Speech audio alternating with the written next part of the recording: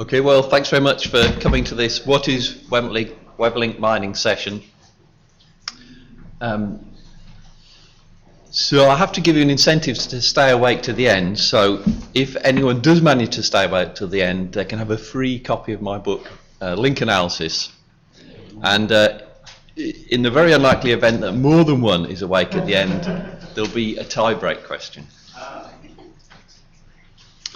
Okay, so I'm going to talk about web-link mining. What is web-link mining? I'm going to assume that you haven't done this before, so I'll start from the basics. And I have to admit at the start that there's not really much more than the basics to web-link mining. It's a very simple technique, very easy to use, and I'm going to try and persuade you that you can quite quickly get some interesting results for your research from web-link mining. So this is really a sales pitch. Web-link mining is wonderful, and you should be using it today before you go home. So a little bit of background definition, the scope of web-link mining. So link analysis is another term for web-link mining, and it's about mapping and measuring hyperlink networks for collections of web pages or websites. So the basic unit of analysis is a hyperlink between web pages or more often between websites. And normally if you do a link analysis, then you have a collection of websites that you're interested in the patterns of hyperlinks between. So it's mapping and measuring hyperlink networks of hyperlinks between a collection of websites. But link analysis is also a flexible toolkit of methods and software for applying to study groups of websites. So there's link analysis software, link analysis methods, and you can put them together to get something that I hope is appropriate to whatever you're interested in studying. If it's on the web, there's a good chance that something of interest can be gained from link analysis for it. If it's not on the web, then there's a small but reasonable chance you can still do a link analysis for it, as I'll try and persuade you later. So why would you want to do a link analysis? Well, it's a source of information about the relationships between either the websites or the people or the organizations behind the websites. And in some of the examples I'm going to show you, it's the evidence you couldn't really get by any other method than a link analysis. And in other examples, you could get evidence about relationships, but it's much quicker and much cheaper to get evidence of relationships from a link analysis than by either new methods or established methods. So it's about relationships, and it can also be about the impact of websites. So you might be studying a group of websites and you don't know which is the most important of the websites, or you've got a fair idea which is the most important of all the websites, but you've got no real evidence. So you can use a link analysis to rank the websites from the most apparently important to the least apparently important. So relationships between websites and also the impact of the websites or the importance of the websites you can also estimate with link analysis. And link analysis is widely used in information science and also used in media studies, sociology, politics, marketing. So I'll give examples from lots of different fields. So it's not a technique that's restricted to just one field, but it's used widely, quite widely in the social sciences. Okay, so a little bit of core motivation, and just a tiny bit of theory first, and then I'll just go through a series of examples of link analysis studies so you can see what you can expect from this kind of technique. So the underlying motivation behind link analysis is that whilst individual hyperlinks between websites can be created for a wide variety of reasons. So for example, if you pick two links at random on the web, one might be created after very careful thought by the person who owned the website about which site they should link to. Maybe it's a librarian compiling a list of the most useful links for a particular subject area. So one link might be kind of fairly high quality link, or it might even be a link in a peer-reviewed paper, so it's a quality controlled link. Whereas another link might be a student has just linked to his or her hometown or football club or recreational activity website, so it might just be there fairly casually. So links can be there for a variety of different reasons and with a variety of different levels of thought that's gone into them. So at the individual level, hyperlinks don't really, in general, reflect one single thing. But when you start looking at large numbers of hyperlinks, then you start to see underlying patterns of social processes. So I used to get asked a lot of the time, well, why do you bother studying links? Because if you look at my homepage, I put links to cookery recipes. So what does that tell you about the way I research, for example? Whereas nowadays there are so many links existing that we can get patterns, and you'll see examples of very concrete patterns that you get from links, even though some of them might be cookery links. So some of the types of phenomena that have been previously difficult to study that you can study with hyperlink networks are informal scholarly communication, how academics communicate with each other in networks, between disciplines and within disciplines, news discussions, informal news discussions if people link to the posts of other people, for example in blogs around particular news topics, patterns of friendship, for example in social network sites and in blogs again, and amateur politics. So you'll see some examples of link networks that reflect amateur attempts to get involved in politics. So these are things that you could study via the methods, for example questionnaires, but typically it would be hard to, or it would be virtually impossible to get a large enough or representative enough sample of the population.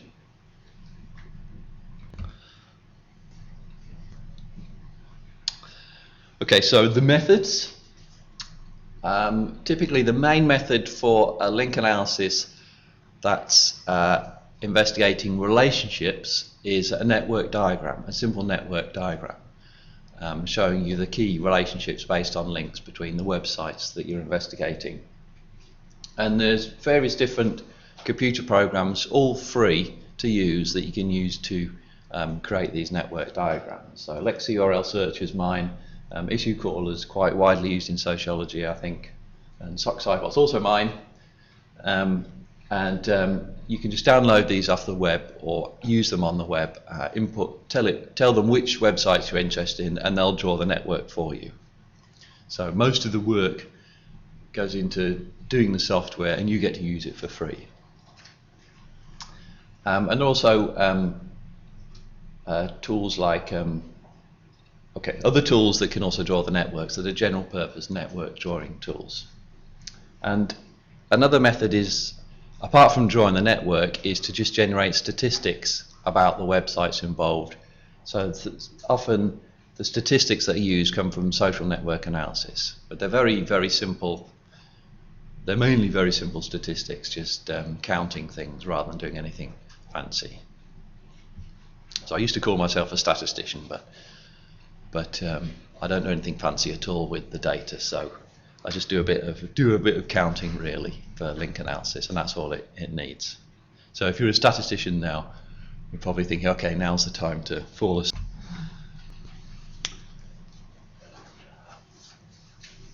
Okay, so we're often interested in direct links between websites, and I'll explain what an indirect link is in a little while. And this is the technical bit of the talk, and I think it's the only really technical bit of the talk. Okay, no, there's two little similar technical bits of the talk. Okay, so if you want to know, if you've got a website that you're interested in and you want to know how many web pages link to this website, or if you've got a group of websites you're interested in and you want to know how many link between pairs of these websites, you can find the answer out from the search engine Yahoo. They have advanced queries that you can enter into Yahoo, and it will tell you how many links there are from website A to website B, or how many links there are to any particular website. And up there is the syntax that you can enter into Yahoo. So you go to the Yahoo homepage and you type link domain : and then whichever site you're interested in, site A, and then space, and then site : and then another website B, and it will return to you a list of web pages in website B that link to anywhere in website A. So, so that's a very powerful search command that's very little used, and is really the basis of all link analysis. So from Yahoo we get for free statistics about links between websites, and we use them to build networks of links between websites. And the good news is that you can do this by hand, in the sense of going to Yahoo yourself, type the search in, see how it works, and it's very interesting. You've got a pair of websites you're interested in. For example, maybe you've been to one university for your undergraduate and you're at another university for your postgraduate. You could look to see which links there are between the two universities. So you can do that in 10 seconds with this Yahoo search. But it's also built into the link analysis software on the previous slide. So with LexURL Searcher, for example, you can enter a list of websites and it will construct this query for all pairs of those websites, send them to Yahoo, get the results back, and summarize all the results in a network diagram.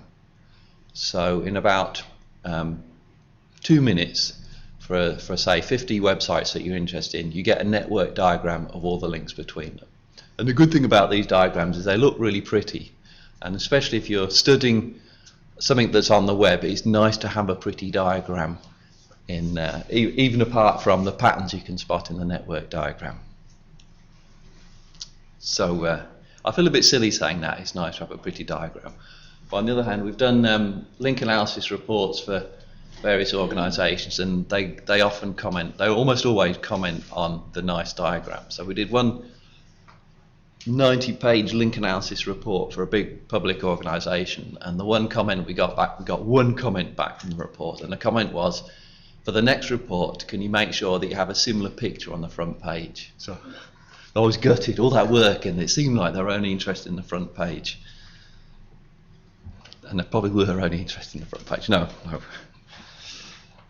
Okay, so at the bottom is an example of a search for pages in Beijing University that link to Oxford University. Okay, so for me, I think this is fantastic. You can get this evidence of international connections just in a few seconds with this free Yahoo search. It's fantastic. So here is an example of a network diagram. So I'll explain what it's showing, so you don't need to read the teeny weeny text on the screen. So this is a diagram produced by taking the top 5 universities in every Asian and European country and using these Yahoo searches to calculate the number of links between every pair of universities in Asia and Europe, and keeping only universities that have at least 100 links to one other university in Asia and Europe, and then drawing the remaining universities and links on this diagram. So this is the Europe and Asia university network on the web, and this is produced this took about an hour to produce with LexURL Searcher, and it's drawn with Pyank. And so the pattern there is that the UK universities currently are right in the middle, particularly Cambridge, I should say very quietly here. And throughout the world, universities have a very strong tendency to link to other universities in the same country. So there are international connections, often to the UK, but there's a very strong tendency to link within the same country. So even though universities do international research, there's still this very strong national focus, at least to their websites. So I think the interesting thing about this network would be to do it in another 5 years' time, when in the middle will be China and not the UK. I don't know where the UK will be. So it will really be the changes over time that you'll be able to see with the linked networks.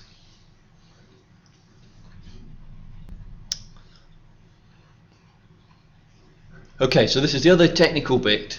So sometimes we want to look at linked networks when the websites that we study don't link to each other, because often because they don't want to.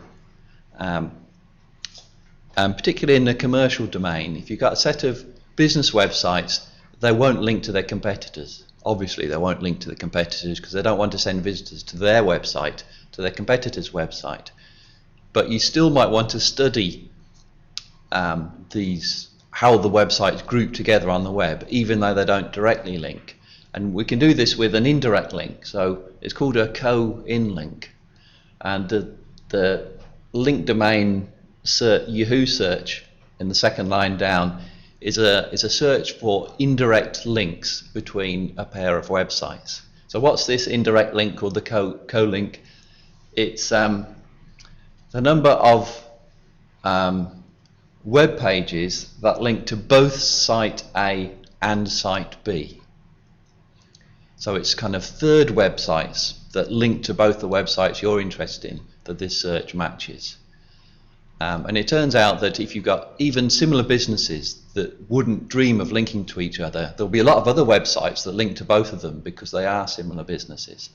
So you get very strong patterns from the co-link network, this indirect link network, even for competing websites.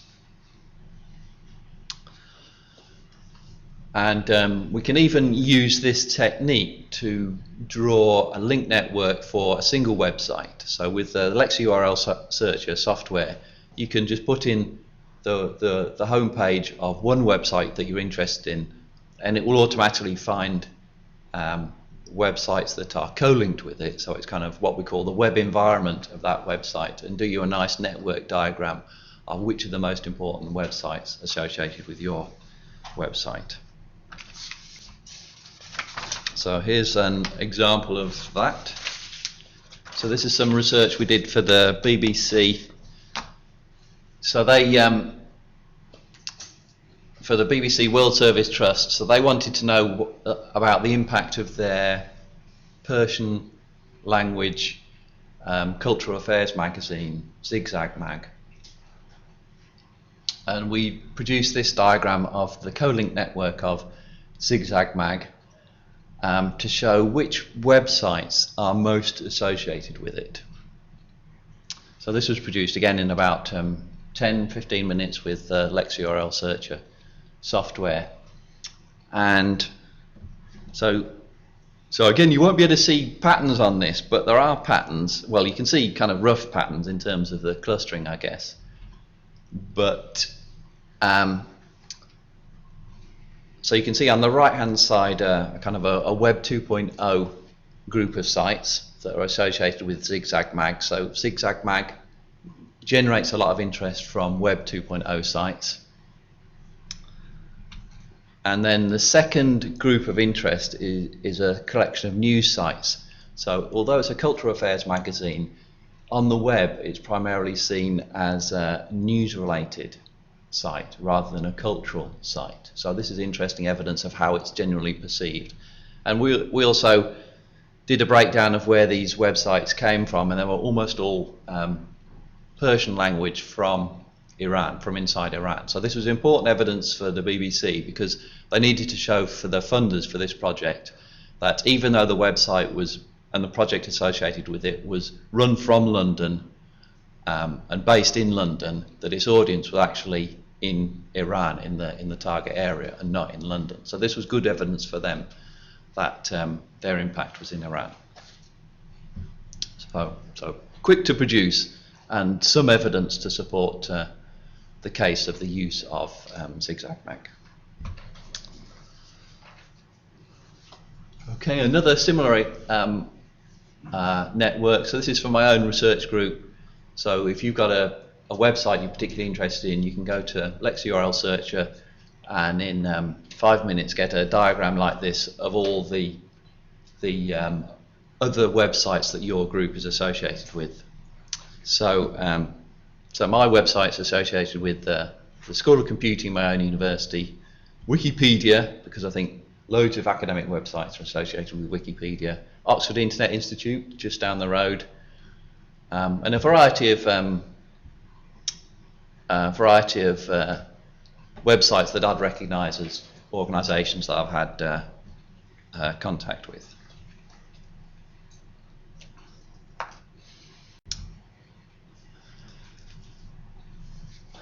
Okay.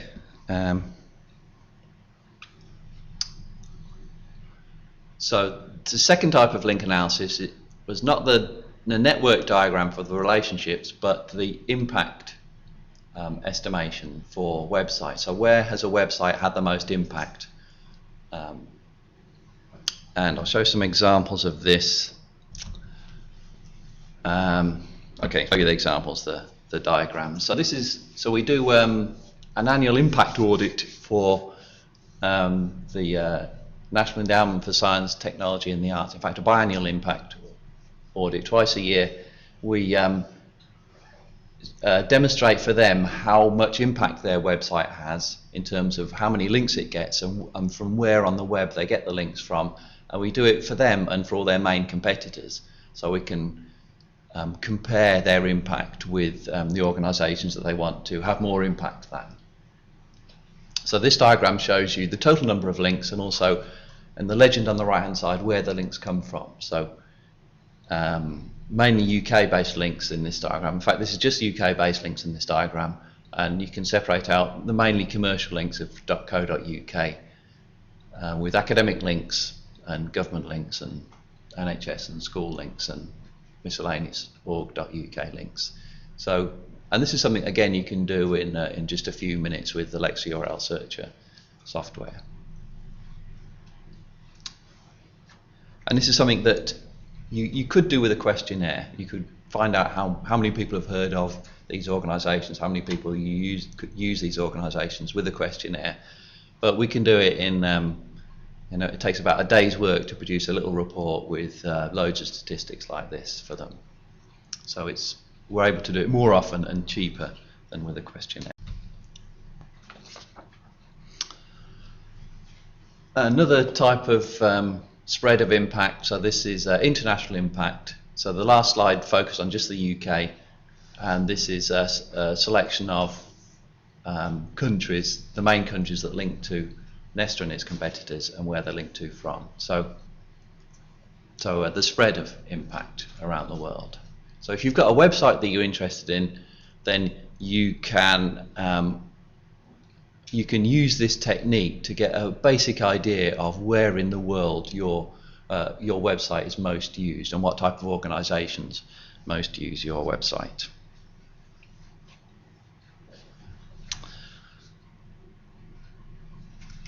Okay, so this is the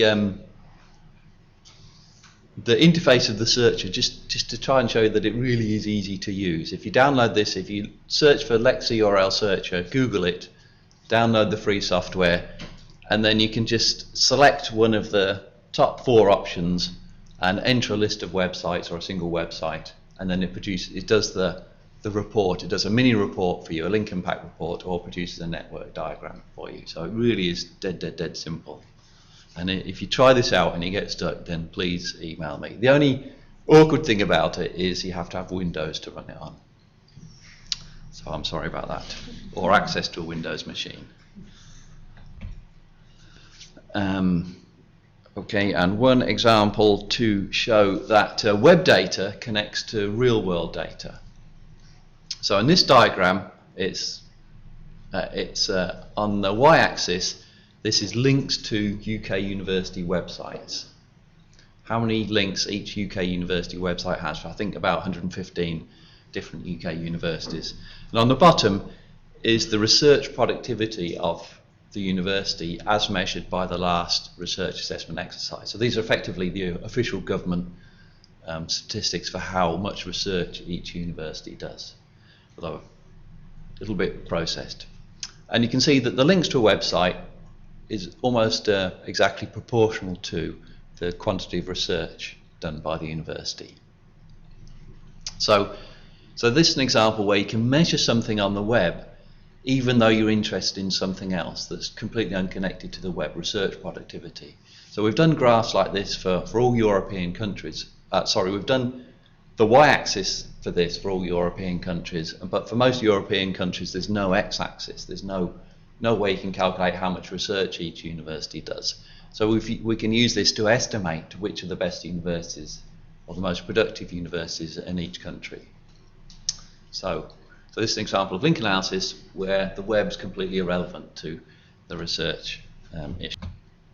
And one final diagram, again to show that what happens on the internet connects quite strongly to what happens offline. So again for universities, for British universities again, this is the geographic distance between universities along the bottom of the scale and the tendency for the university to link on hyperlink between their websites on the y-axis. So this graph is showing that universities that are close together tend to hyperlink to each other about twice as often as universities that are far apart. So universities in London would link to each other twice as much as the universities in Edinburgh, which is proves that the web isn't this geographically irrelevant place, even though technically it takes the same effort to link to China or Australia than it links to your next door neighbour. When you've got the choice, you're twice as likely to link to your next door neighbour as someone at the other end of the country, which is quite a weird thing. Okay, so I'll just skip that slide and go on to the end. So just to summarise, link analysis gives you link networks to find relationships between websites that you're interested in. It gives you link impact to find out which are the most important websites in the collection. And if you want to do any of this, then the software to do it is free, simple to use if you've got Windows. And there is software you can use if you don't have Windows. And you can use this to investigate the web, things that are on the web that you're interested in, or things that are off the web but have some kind of reflection online, like academic research that you can measure, so you can assess indirectly. Okay, thanks very much.